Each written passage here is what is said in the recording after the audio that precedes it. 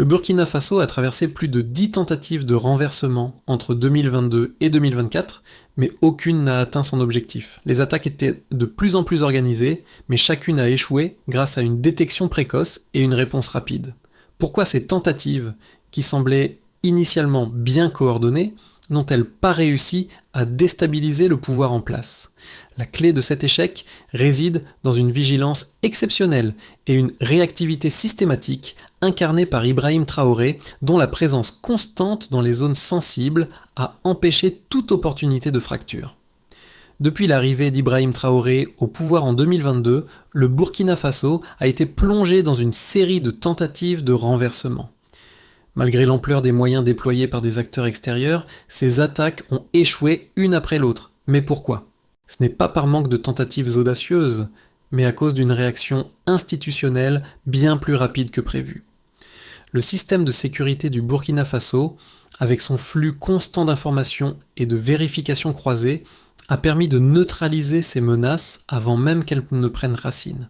Le véritable enjeu n'est pas seulement la résistance visible d'un État sous pression, mais l'agilité de ses mécanismes internes.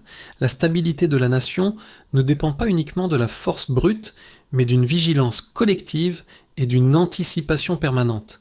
Si cette résilience continue, elle pourrait devenir un modèle pour les autres nations du Sahel. Mais si des fissures commencent à apparaître, l'équilibre pourrait rapidement se détériorer, entraînant des conséquences bien plus graves pour la région. Les tentatives de renversement au Burkina Faso entre 2022 et 2024 ont été marquées par un échec constant. Mais cette répétition d'attaques ne doit pas être perçue comme une simple série d'incidents isolés. Ces événements révèlent plutôt une logique d'ajustement successif, où chaque tentative échouée a nourri la suivante. Plus de 10 attaques coordonnées ont été recensées, avec des moyens financiers importants, mais aucune n'a atteint son but. Pourquoi ces tentatives ont-elles échoué ? La clé réside dans la rapidité de réaction et la détection précoce. Ibrahim Traoré, dès son arrivée au pouvoir, a mis en place un dispositif de sécurité extrêmement réactif et sophistiqué. Une fois les premières tentatives détectées, les flux d'informations internes ont circulé si rapidement que les complots ont été neutralisés avant même d'atteindre leur objectif. Par exemple, en début 2024, un sous-lieutenant a remarqué des mouvements inhabituels dans une garnison stratégique. Ces signaux, au départ faibles et discrets, ont été immédiatement transmis et ont permis de déjouer une tentative de corruption. Les tentatives étaient discrètes, mais elles suivaient un schéma précis. Infiltrer lentement les cercles de pouvoir par des promesses d'ascension rapide en échange de loyauté. Cependant, ce type de stratégie a été détecté et stoppé à chaque fois, ce qui a renforcé la résilience du système. Les tentatives de renversement n'étaient pas des actions spontanées ou isolées, mais faisaient partie d'une série continue de mouvements visant à affaiblir le pouvoir central. Cela montre l'existence d'une stratégie de déstabilisation bien pensée, mais qui, en fin de compte, a échoué face à la rapidité de la réponse sécuritaire. Derrière les tentatives de déstabilisation, Ibrahim Traoré se distingue non seulement par sa position de leader, mais aussi par sa capacité à anticiper les menaces bien avant qu'elles ne se concrétisent. Dès ses premiers mois au pouvoir, il a mis en place un système de surveillance interne extrêmement efficace, rendant chaque mouvement suspect facilement identifiable. Ce dispositif a rapidement révélé la stratégie des instigateurs des complots: infiltrer les rangs militaires et gagner la loyauté de certains officiers clés en leur promettant une ascension rapide. Ces manœuvres discrètes se sont produites dans l'ombre, mais la réactivité du pouvoir a été immédiate. Lorsqu'un adjudant a été approché par un intermédiaire lié à des financements externes, l'information a circulé dans les cercles internes du pouvoir sans délai. Cette alerte rapide a permis de démanteler une tentative de division au sein des forces armées avant qu'elle n'atteigne sa cible. Ibrahim Traoré a joué un rôle central dans cette dynamique de défense préventive, en surveillant personnellement les zones sensibles et en s'assurant que chaque maillon de la chaîne de commandement restait cohérent. Cette vigilance n'était pas simplement une réponse ponctuelle, mais un mécanisme continu qui a permis de déjouer les tentatives successives de déstabilisation. L'impact de cette approche proactive a été décisif, et elle a contribué à solidifier la position de Traoré face aux pressions extérieures, renforçant ainsi la confiance au sein de l'État et du peuple. Les tentatives de renversement au Burkina Faso ne se sont pas produites de manière isolée, mais ont constitué un enchaînement de phases successives, chacune tentant de fragiliser un peu plus le pouvoir de Traoré. Ces attaques ont commencé de manière discrète, mais elles se sont intensifiées au fur et à mesure que la pression extérieure augmentait. Le premier signe de ce processus a eu lieu en 2022, lorsque des rumeurs ont commencé à circuler sur des promesses d'avancement au sein de l'armée en échange de loyauté. Bien que ces rumeurs aient été perçues comme marginales au début, elles ont rapidement pris forme pour devenir un réseau plus structuré. En 2024, des signes plus clairs d'une tentative de déstabilisation ont émergé avec des propositions financières suspectes liées à des comptes externes. Cependant, grâce à un système de vérification interne efficace, ces signes ont été identifiés tôt et neutralisés. Le véritable tournant a eu lieu en mai 2024, lorsque les autorités ont découvert une tentative de diversion militaire où des officiers étaient prêts à créer une rupture dans la chaîne de commandement pour déstabiliser l'armée. Mais une fois encore, l'information a circulé trop rapidement pour que l'opération prenne de l'ampleur. Ces tentatives ont culminé à l'été 2024, lorsqu'une opération coordonnée visant à perturber les communications internes et à créer un faux changement de pouvoir a échoué.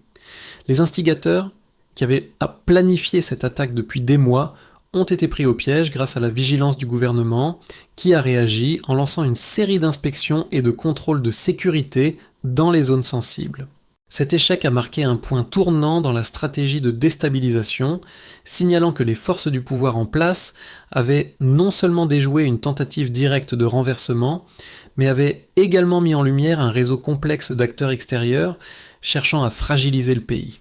En novembre 2024, une saisie de 5 milliards de francs CFA a révélé l'ampleur des flux financiers impliqués dans ces tentatives, indiquant que les complots n'étaient pas simplement motivés par des ambitions politiques locales, mais soutenus par des forces extérieures cherchant à manipuler les loyautés internes. Ce financement massif a été une preuve de la stratégie persistante visant à infiltrer et fragiliser l'armée et les structures de l'État. Malgré ces pressions constantes, la réponse rapide et coordonnée d'Ibrahim Traoré a permis de neutraliser chaque étape de cette série d'attaques, empêchant toute rupture sérieuse du pouvoir.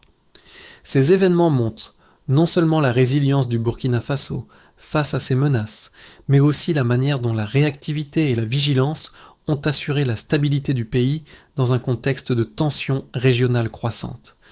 Les tentatives de déstabilisation du Burkina Faso entre 2022 et 2024 ne peuvent être mesurées uniquement par les échecs visibles de ces complots.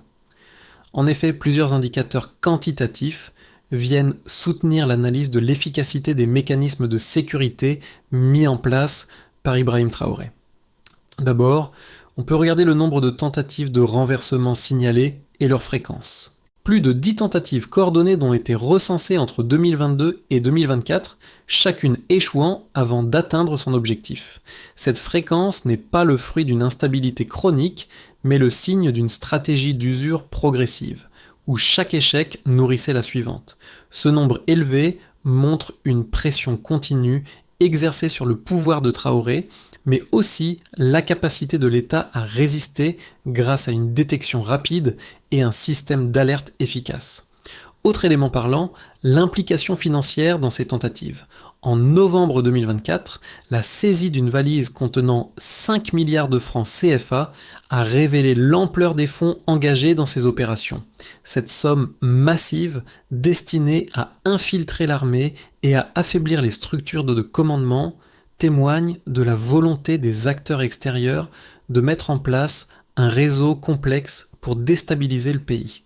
Cet aspect financier est crucial pour comprendre l'ampleur de la menace. Ces fonds n'étaient pas simplement utilisés pour acheter des loyautés, mais pour créer des dépendances rapides et synchroniser des actions à grande échelle. On peut aussi mesurer la menace à la vitesse de réaction des institutions. Chaque tentative a été neutralisée rapidement, ce qui témoigne de la réactivité des institutions et des services de renseignement. La saisie des fonds et les arrestations successives d'officiers impliqués dans ces complots montrent que l'information a circulé bien avant que ces tentatives ne puissent se concrétiser. Par exemple, lors de l'arrestation de plusieurs officiers en 2024, l'information a circulé si rapidement que le réseau d'infiltration a été démantelé avant qu'il ne puisse prendre de l'ampleur. Sur le plan humain, plus de 50 officiers ont été arrêtés ou interrogés dans le cadre de ces tentatives, ce qui montre l'ampleur de l'infiltration.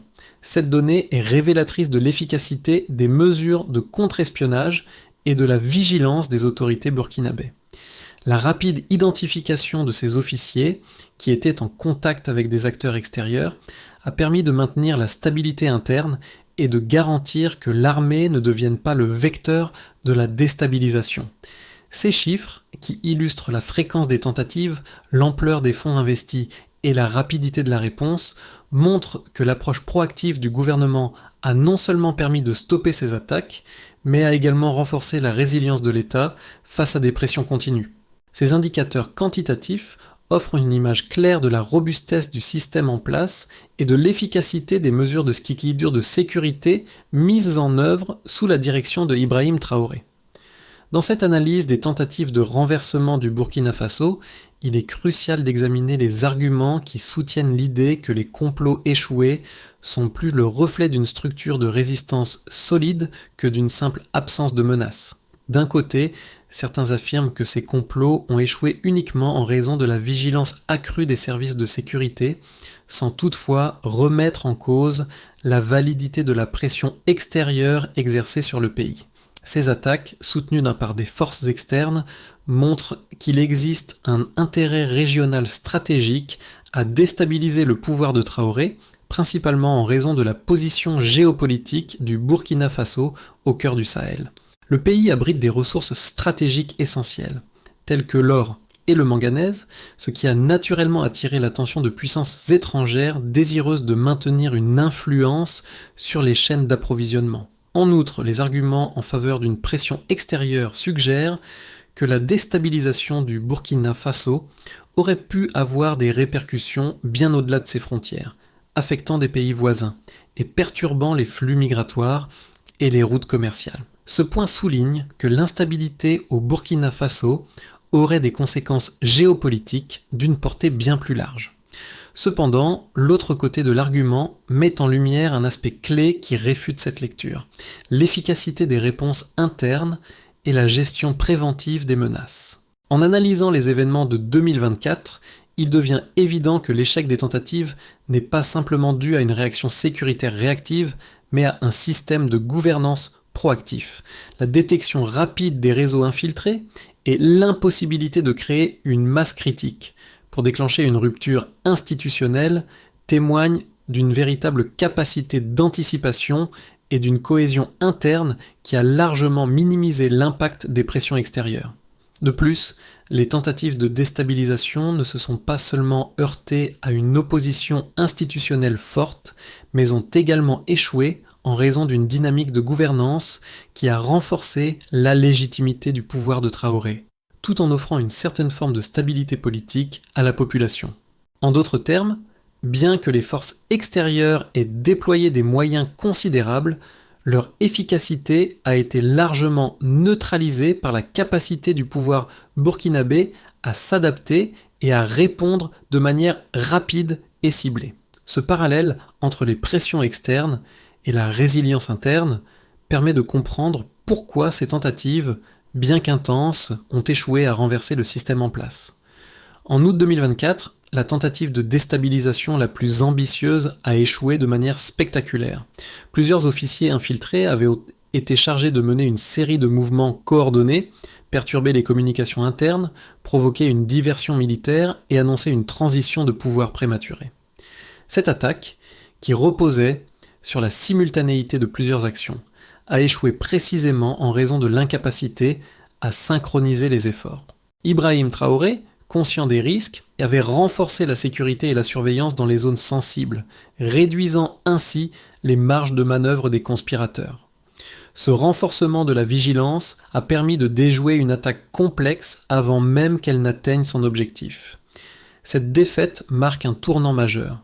Non seulement le pouvoir burkinabé a préservé son autorité face à des forces internes et externes unies, mais il a aussi démontré que la stabilité, bien qu'elle ne soit jamais garantie, pouvait être protégée par des mesures anticipatoires efficaces. L'échec de cette opération synchronisée a envoyé un message fort à ceux qui cherchaient à fragiliser le Burkina Faso. Le gouvernement était prêt, et il était plus rapide que les complots eux-mêmes. Les échecs successifs des tentatives de renversement au Burkina Faso ont eu des conséquences profondes sur plusieurs niveaux. Tout d'abord, sur le plan institutionnel, ces attaques ont renforcé le dispositif de sécurité et de gouvernance du pays. En effet, chaque tentative a permis d'affiner les mécanismes de détection en rendant les services de renseignement plus efficaces et plus réactifs. Le système de contrôle interne s'est ainsi renforcé, avec des audits de loyauté plus fréquents, des inspections impromptues et un meilleur suivi des flux financiers. Les autorités ont compris que pour maintenir leur autorité, il ne suffisait pas de réagir aux menaces, mais de les anticiper. Cela a transformé la gouvernance du Burkina Faso, rendant le pouvoir plus résilient face aux pressions internes et externes. D'un point de vue économique, ces tentatives de déstabilisation ont également eu un impact. Si à court terme, elles ont créé des incertitudes, retardant certains investissements et projets économiques, à long terme, elles ont renforcé la perception d'une stabilité retrouvée. La gestion rapide et efficace de la crise a permis de rassurer les investisseurs et la population, assurant une reprise plus rapide des activités économiques. Le secteur de l'exploitation des ressources naturelles, notamment l'or, a particulièrement bénéficié de cette stabilisation. Le flux continu des investissements et la sécurité croissante ont permis d'éviter les perturbations graves qui auraient pu résulter de ces tentatives. Sur le plan social, ces tentatives ont aussi créé un climat de tension et d'anxiété, surtout parmi les citoyens vivant dans les zones sensibles. Les rumeurs de complot ont mené à des fermetures temporaires de marchés, à des déplacements prudents et à une vigilance accrue au quotidien. Cependant, au fur et à mesure que les complots échouaient, ce climat de peur a diminué. La confiance dans l'État a progressivement augmenté, car la population a vu que le gouvernement était capable de protéger ses citoyens et de maintenir l'ordre malgré les menaces. À l'échelle régionale, l'impact a été tout aussi important. L'incapacité des réseaux transnationaux à renverser le pouvoir burkinabé a modifié les calculs diplomatiques des pays voisins et des acteurs extérieurs. Certains ont vu dans cette stabilité retrouvée un modèle à suivre, tandis que d'autres ont dû revoir leur stratégie face à un Burkina Faso plus résilient. Le message envoyé à la communauté internationale a été clair. Le pays n'était pas facilement manipulable et, en cas de crise, il savait comment réagir rapidement pour préserver sa souveraineté. En fin de compte, ces échecs successifs ont produit un effet paradoxal. Ils ont renforcé l'État, non seulement en le rendant plus vigilant, mais aussi en augmentant la crédibilité du pouvoir en place, aussi bien au niveau national qu'international. En observant les développements au Burkina Faso, 3 scénarios plausibles peuvent être envisagés pour les 6 à 12 prochains mois. D'abord, on peut envisager une consolidation sous vigilance. Dans ce cadre, la dynamique de renforcement des protocoles internes et de surveillance continue s'intensifie. Les audits réguliers, les inspections surprises et la vérification systématique des flux financiers deviennent des pratiques permanentes, rendant plus difficile pour les réseaux internes et externes de percer. Le Burkina Faso, bien que toujours sous pression, maintiendrait une stabilité fonctionnelle et le gouvernement sous la conduite d'Ibrahim Traoré conserverait l'initiative sans compromettre l'ordre public. Cette trajectoire se traduirait par une continuité des politiques sécuritaires et économiques, mais sans véritable rupture. Ce scénario serait le plus probable à court terme, car il repose sur la consolidation des acquis existants, sans changement majeur dans la dynamique géopolitique ou interne. Ensuite, une stabilisation élargie peut aussi se dessiner. Dans ce cas, les mécanismes de résilience mis en place au sein de l'appareil d'État et des services de sécurité génèrent des effets cumulatifs. La déstabilisation étant repoussée, les autorités burkinabées commenceraient à intégrer des réformes plus profondes, notamment dans la gestion des ressources naturelles et des partenariats internationaux. Le pays serait alors en mesure de négocier des accords économiques avec davantage de stabilité, réduisant les risques de tensions internes ou externes. Cette stabilisation pourrait également amener à un renforcement de la coopération régionale, notamment avec les États voisins du Sahel, qui chercheraient à s'appuyer sur cette dynamique pour créer un bloc régional plus fort.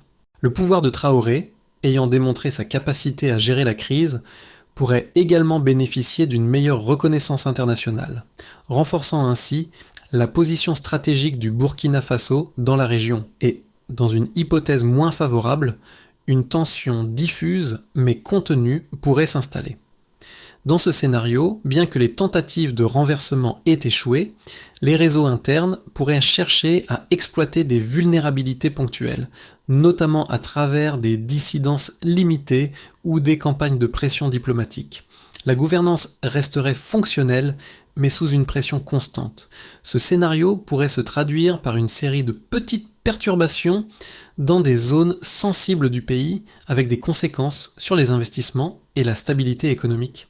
Les autorités devraient alors réagir rapidement à chaque incident pour éviter qu'il ne s'étende et n'affecte l'intégrité du pays.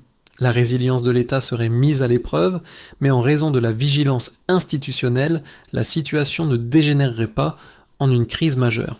Ces trois scénarios partagent un facteur commun: la réactivité de l'État face à la pression. Si l'État parvient à maintenir une longueur d'avance sur les menaces internes et externes, la stabilité pourra être préservée. Mais toute lenteur dans la réponse pourrait faire pencher la balance vers un scénario plus incertain.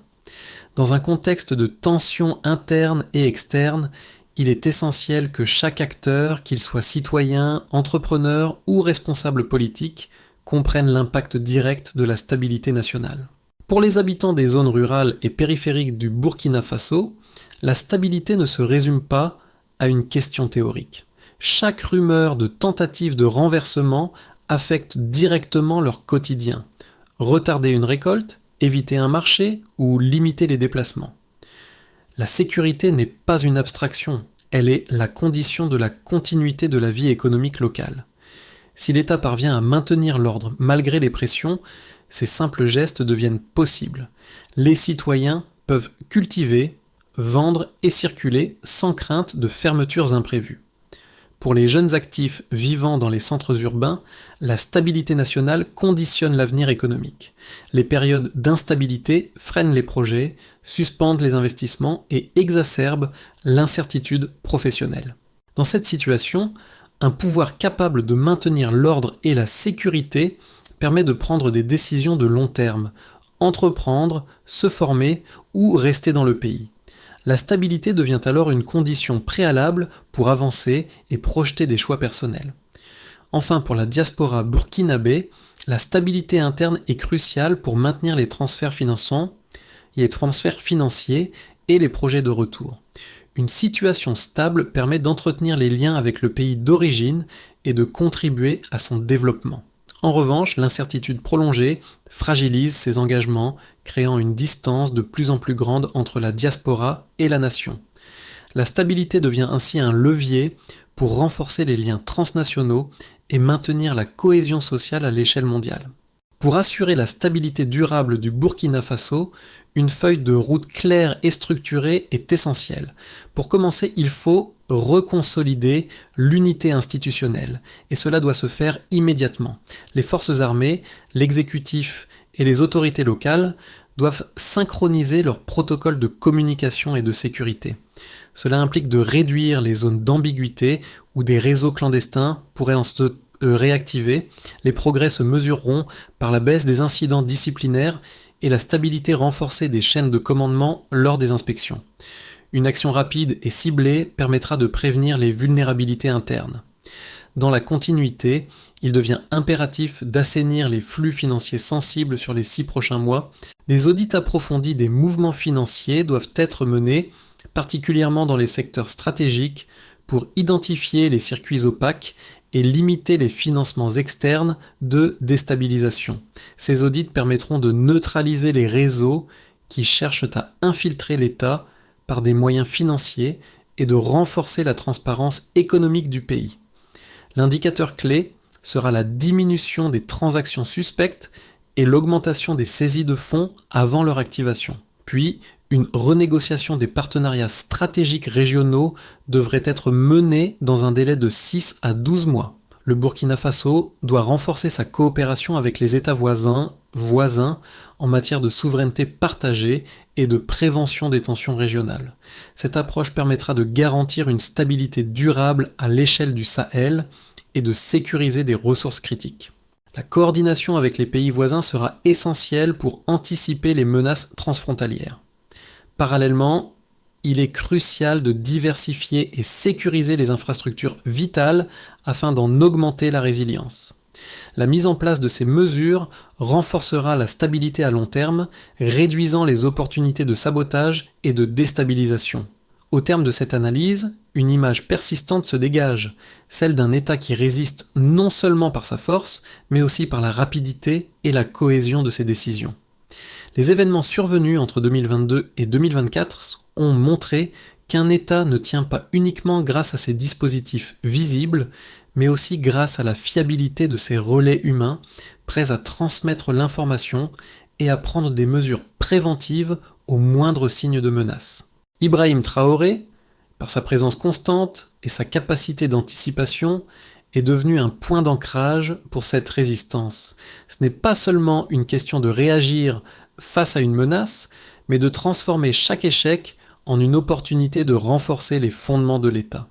En ce sens, la résilience de Burkina Faso ne se résume pas à des succès visibles, mais à un enchaînement de choix silencieux mais déterminants, où chaque refus discret de céder a permis de maintenir la stabilité. L'avenir de ce pays ne repose pas seulement sur sa capacité à résister aux pressions externes, mais sur sa capacité à anticiper et à agir avant que la crise ne devienne irréversible.